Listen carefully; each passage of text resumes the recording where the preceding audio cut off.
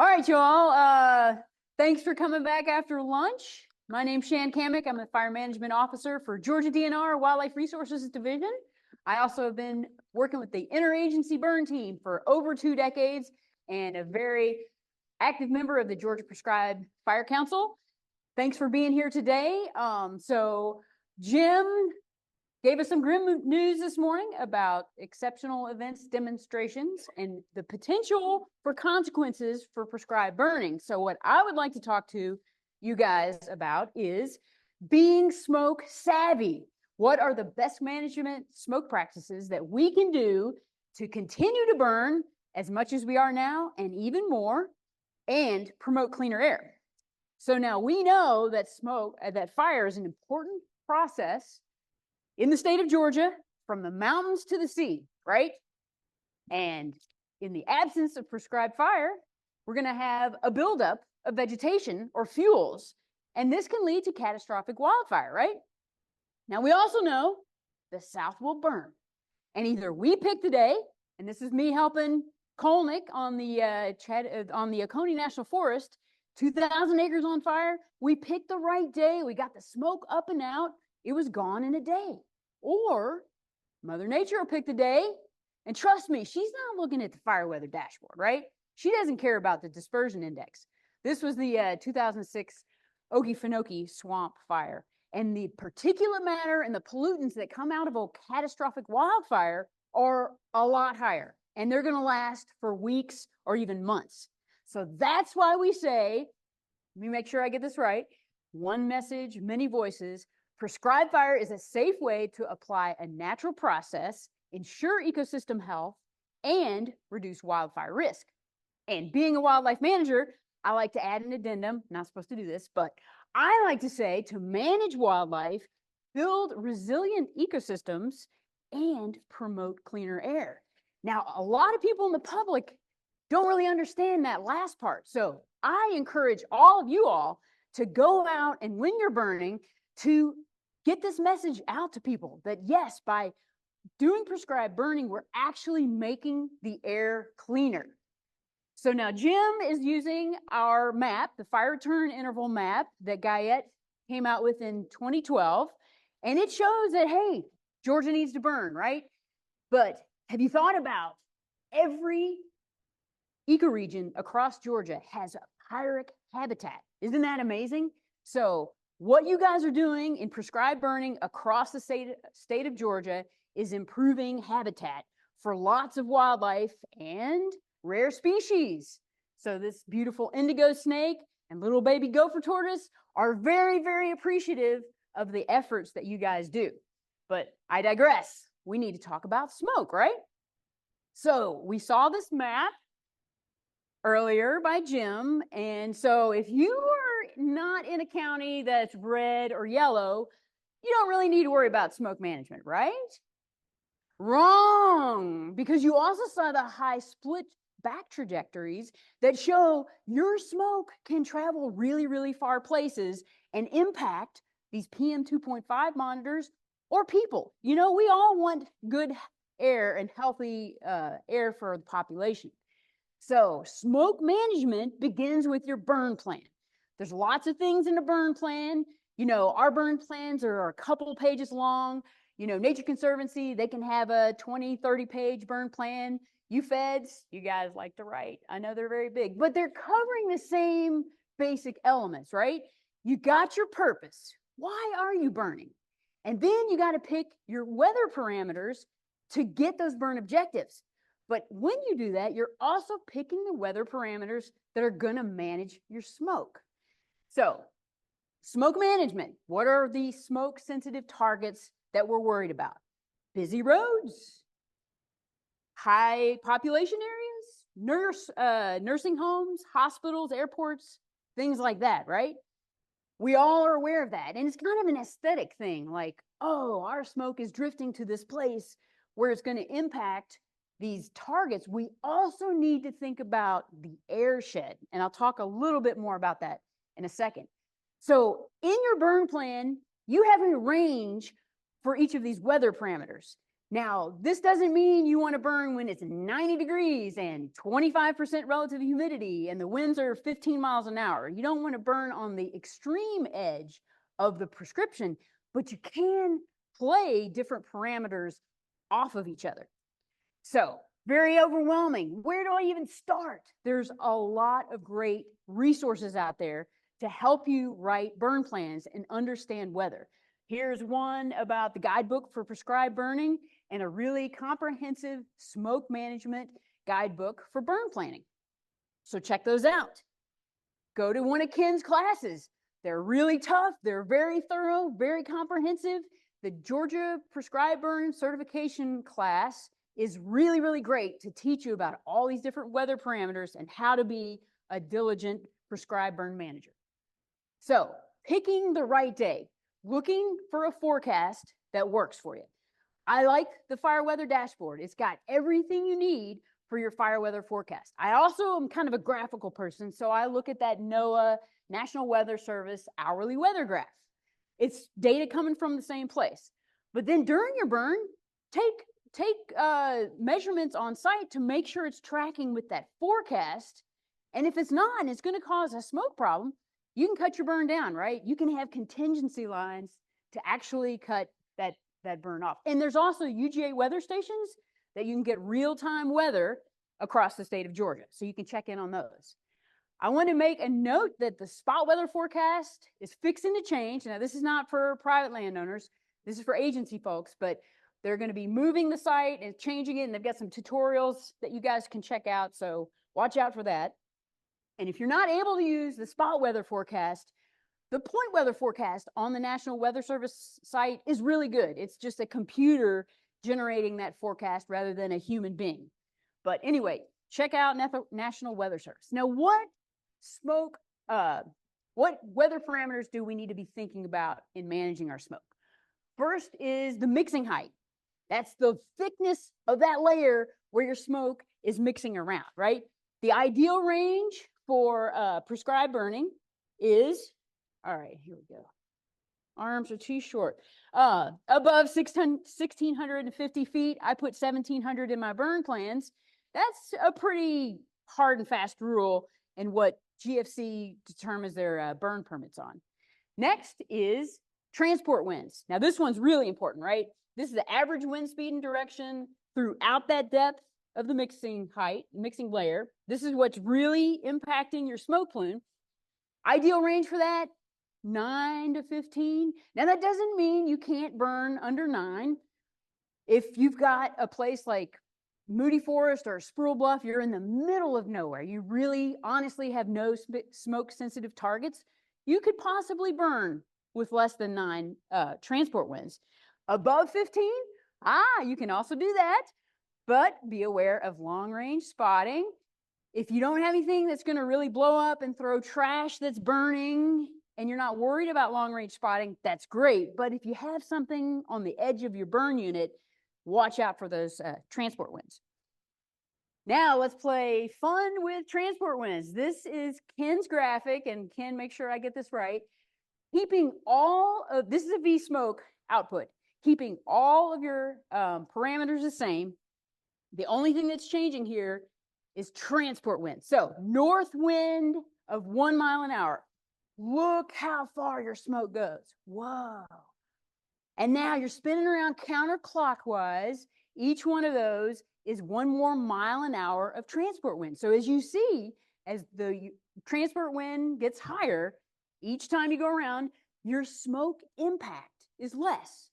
The little red area, which is what the really heavy smoke you need to worry about, is less. And then the dispersion of smoke goes less. So that's pretty cool, right?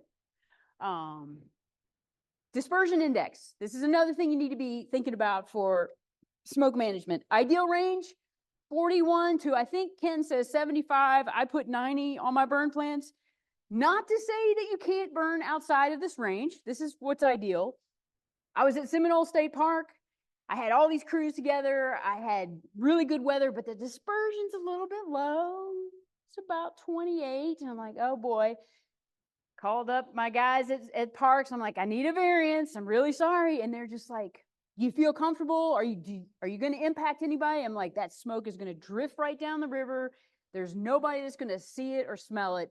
And I got a permit, and it was cool. Now, above 90, also, you can do this, but watch out. That can really increase your fire intensity, right? Maybe you need that. Again, it's at Seminole a couple of weeks later. It had rained 5 inches on a Monday. I'm trying to burn on a Wednesday. Everybody says I'm crazy, but I'm like, I think I can do this because there's a lot of wiregrass. Again, the smoke dispersion was like 105 maybe, out of prescription. So I send up for a variance. Also, the turner was very intense that day, but I needed that to overcome that fuel moisture and the soil moisture. So the more you burn, the more you have experience in playing these different parameters against each other. Now, for smoke management, you need to use all the tools that are in your toolbox. There's some really simple smoke screening tools like V-Smoke and the simple smoke screening tool. These are really great also for planning because you can change parameters. And then we created this really cool thing that we call Georgia Winds and Air Quality, and it shows real-time weather, wind direction, and speed. And we had the conservation lands on there so you can see where you are. And it has those PM 2.5 monitors. So you can see if you're down here in Albany, south of Albany, and you see there's south winds that are going straight toward that heavily populated area and that PM 2.5 monitor, that's not the best day for you to do that burn. You need to wait for a different wind. So now let's do some fun with smoke screening. Okay, I like pie. So let's just think about smoke screening like a pie. And there's good slices and bad slices. That doesn't really work because for me, like all slices are good. But so here's the slice of pie that V-Smoke tells us where our smoke is going. This is Alapaha River, WMA. We've got Highway 319, very, very busy highway to the north. So we picked this day. That's great, right? There's a good portion of that pie that you consider is good for smoke management. And then there's a good portion of that pie that is bad. So you kind of think, oh, you need a north wind. Because remember, wind direction is coming from and where it's going to. So we need a north component wind to burn there. Well, not necessarily. We can also safely burn on a south component wind, depending on where we are on the WMA and what fuels are available. So that is something to think about. What are you burning? How much rough is it? Like this far left picture, that's a Hoopy Dunes. It's a drain that had not been burned in, I don't know, 20 years. I mean, that's going to get spicy. That's going to put up a lot of smoke, right? In the middle there, that's all, again, a Hoopy Dunes, but it's the sand hill. It's, you know, a mosaic of just like dry, crispy turkey oak leaves, but a lot of sand. That's going to put up a different amount of smoke. And then this other picture is from Doe Run Pitcher Plant Bog. It's kind of a flat, woodsy pitcher plant boggy place. And that put up a lot of smoke. And actually, you see how dark in color that is? That meant that it was wet. So sometimes you think of like, wow, if it's really wet, the fuels are not available. These were available fuels that were wet and burning. So that's going to be a lot of smoke. So think about that. So here's a couple examples that I just ran at a couple places that I burn. And the first one here, a Hoopy Dunes. So let's say I'm going to burn 50 acres on Hallsbridge Road. It's a high, dry sand hill. So I keep all the parameters the same and dry, grass, light. Look at your smoke impact there. Now, what if I were to burn that entire dune, the 200 acres? Wow. Look to see where your smoke is going. That's pretty cool, right? And you can just play around with this on the internet. It's really neat. Now, a Hoopy Dunes, wait, what just happened? Yeah, Reed Bingham. Reed Bingham. Now, let's say I'm burning on a 2-year rough. So I'm calling this a light shrub. Fuels are under control. But I'm wondering, burning like a day or two after a heavy rain versus maybe a week of no rain at all. So look at the difference in your smoke impacts of wet versus very dry. And then finally, let's say for some reason, you don't get out to Reed Bingham for 6 years. Oh, man, it's a heavy rough. We're calling that heavy shrub. And look at the difference between wet, you're still getting a big smoke impact, right? And dry, wow, that smoke is really traveling. So like Dr. Harper said earlier, fire frequency is so important. If you can hit things on a 1, 2, 3-year fire return interval, your job is so much easier, right? And your smoke management is a lot easier too. Now, for your bigger, more advanced burns, like at Tallulah Gorge, you're going to be needing to do some advanced smoke modeling, like PB burn, blue sky, and the high split that Jim mentioned, and also pulling that spot weather forecast. To get more information on basic smoke management practices, Southern Fire Exchange is a great place to go. They've got a nice booth set out. I'm sure they have this brochure there. There's a cool QR code. I learned how to make QR codes recently. I'm very proud of myself. And then Surpass has a smoke management guide. And Tony and I, check this out. We're gonna have one for Georgia. We are pulling together all the different resources for you guys to have in one place, lots of good links where you can go to find out all these things that you need to do. And the way we set this one up is there are things that you can do with smoke management before the burn and during the burn and after the burn. So some of those things that we highlight are get a permit. It's the law. And get a permit for the correct and accurate number of acres that you're burning. You're going to see these numbers that Ken's going to be presenting. We really, really want to know how many acres are actually being burned in Georgia. And if you're a certified prescribed burn manager, use that online permitting system. It is awesome. All of your stuff is in one folder. Your V-smokes are there. You can go back and check in on things. And I'm moving a seasonal fire crew around, trying to be as efficient as possible. You can ask for a permit up to 48 hours ahead of time, so you know where you can most efficiently move your people. Now, we need to consider what is good burning weather and good smoke weather. So I talked about those weather parameters you need to be thinking about in smoke management. A couple months ago, my guys called me up like, Shan, I can't get a permit today. It is a perfect day for burning. And I'm like, dude, what did you do wrong? So I look up the burn weather and I'm like, wow, that looks great. I would call for a permit. So I reach out to my buddy Ken. I was like, dude, my guys aren't getting a permit. What's happening? And he said, Shan, it's a great fire weather day, right? It has been a great fire weather week. So what has happened is we've had a ton of burning and all that smoke went up and looked like it was great, but it's kind of hanging. And then the Gators, Florida, sent us some of their smoke and it all went up and it's kind of hanging. And then it did not clear out the wet to the air shed. So when we call for a permit and GFC says it is a bad day for burning because the air shed is full or the air quality index is high, we need to be patient and say, I understand, that's cool, I'll wait for another day. And that can be really hard when you got all your resources to go, but we are all sharing this air shed and we all are in this together, right? Now, a place that you can go to find out how the air quality is in the region is the Air Now. They've got an app and a website. You see wildfires, and that's prescribed fires too in the area. And then those green dots or the yellow dots, those are the PM 2.5 monitors, and that's showing where they are. And this one you can see, that's probably the day those guys called me. There was a bunch of fires going on in central and east Georgia, and those plumes were all converging on that Augusta monitor.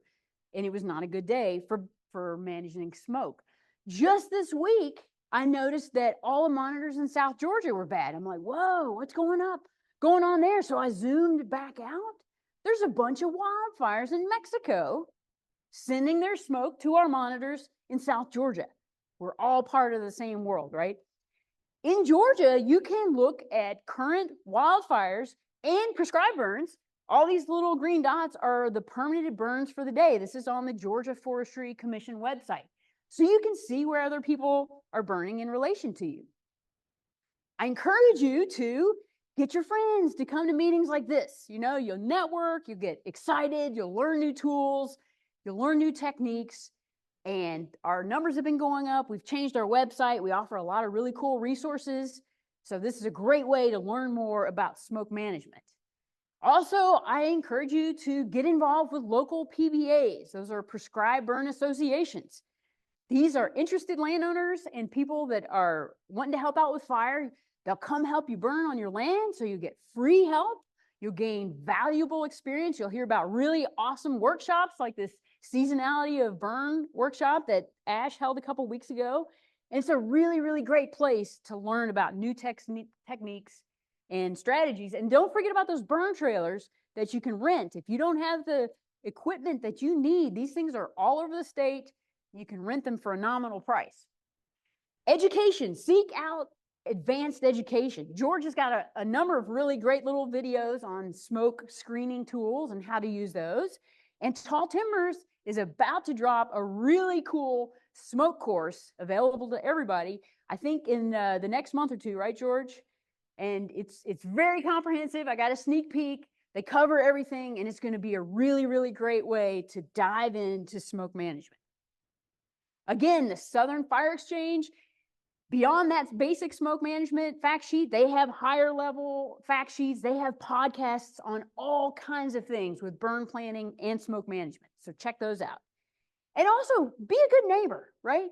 Let your friends and family and neighbors know when you're burning, so they're not freaking out when they come home and like the property next to them is on fire. And whenever you have a chance to educate the public or your community about the importance of prescribed burning, please do so.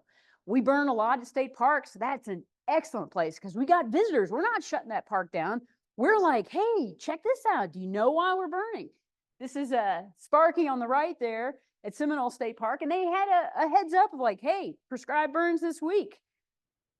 You are notified. And then on the left, there's a couple weeks ago at George L. Smith, we like put flagging over the trails, and we put up a little sign of like, this is why we do prescribed burns. And Burner Bob says it's really cool, and check out his video. So lots of ways to encourage people to learn about prescribed fire. One thing that we're doing at a higher level, and this is part of the EE demos that Jim talked about earlier, the EPA wants to see us warn people and alert people about smoke in the air and what they can do if there's smoke in the air to protect themselves. So they have co-opted our one message, many voices, and they've added, so when there's smoke in the air, this is what you can do to protect yourself and your family. So we're creating an educational campaign that will probably be modeled after Florida's because it's really good. But we also need to, as prescribed fire practitioners, really alert people. And we're going to be working with local health departments. That's not something that we've done in the past. So that's a really exciting thing to get them to deliver the message. Because a lot of times, the people we're talking to, they're kind of the choir, right? Because they already get prescribed fire. So the local health departments are really going to be able to get to those people that might be impacted by smoke. And then after the burn, you're checking your lines to make sure that the fire hasn't jumped, obviously. But you're also looking for mop-up issues or cleaning up the things that are burning. Now, some areas like Sproul Bluff, you might not need to do a lot of mop-up because you're kind of in the middle of nowhere and you don't have a lot of smoke-sensitive areas. Sweetwater Creek State Park, 100%. Everybody loves to hear that. 100% mop-up. We will not leave a stitch of smoke by the end of the day. So much fun. But so that's going to vary according to where you are. Be creative in how you light things. Go talk to those PyroShot guys. Those things and the Green Dragons were huge in getting fire back to those areas that were damaged by Hurricane Michael. You couldn't even walk in there. And a couple of years went by and we tried to clean up, and it's like, we have got to get fire back into these stands, but you can't walk in there, right? So you get these PyroShots and you shoot some balls of fire in there, and you can safely get fire on interior ignition. If you got 90G laying around, think about getting a drone. Now, I'm a bit of a recovering Luddite, but drones kind of terrify me a little bit. And Eric invited me to this little workshop dog and pony show at the Chattahoochee Fall Line. He's like, oh, this is a very expensive drone, and it shoots balls of fire, and it's totally safe. I'm like, I don't know about that. But I've been hearing my Southwest Georgia guys burning more and more and getting a lot done. I'm like, okay, I'm open. And then Nathan Klaus burns at Tallulah Gorge, couldn't get a hold of the helicopter for the day. It's like 1,200 acres. Calls RT Lumpkin. He's never been to Tallulah Gorge. I don't know how much he's burned with the drone in the mountains. And I'm like, dang, topography, I need to see that. And so they're like, all right, Shan, you can be the lookout. I'm like, okay. I paid for that actually because RT's like, I want to be on this ridge right here in the middle of like 1,200 acres on fire. So my lungs took a while to recover, but I watched him finesse that fire like nobody's business. There were branches that Nathan wanted to stay away from because of rare trillium. There were areas that were really hard to see the fire break. So he's like, I've got a crew firing this out. I want this kind of fire on this ridge. I wanted that kind of fire on this ridge. And it was unbelievable. And we fired that thing out so fast, got the exact fire effects that we wanted, and our smoke was up and out. So again, think about a drone. And like Dr. Harper mentioned, let's think about moving our fire and our smoke, spreading it out through the year. Be creative in the season of burning. Remember, Burner Bob says, pyro-diversity enkindles biodiversity. That's changing up the scale, the intensity, and the seasonality, the timing of burns. If we're all taking, you're going to see this crazy, crazy graph that Ken's going to show on a day with about 1,000 permits across the state of Georgia. I mean, Georgia is lit up. But imagine if we can all just kind of spread out through the year, we're going to be spreading our smoke out. And we're not going to be impacting those monitors. And poor Jim is not going to have to be burning the midnight oil on all these exceptional events demonstrations. So the top priority of all, and I want to thank you for all that you do in managing wildlife diversity, building resilient ecosystems, and promoting cleaner air, but continue to be smoke savvy and pick the right day and manage the smoke in the best way that you can. Thank you.